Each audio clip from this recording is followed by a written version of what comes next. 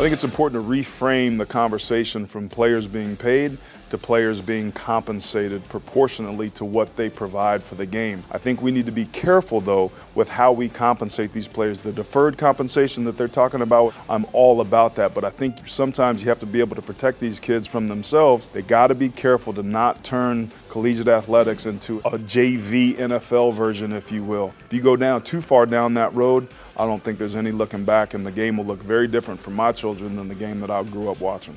As far as this conversation about college football players being paid, I'm not an advocate of that, but I am an advocate of them being able to control their likeness. It's a free market society. We preach free market all the time. Coaches get their salaries, the administrators, athletic directors, everyone is taking advantage of the free market except the guys who are out there producing on the field. So I'm a big advocate of that, not just football, basketball, but the women's sports, everyone.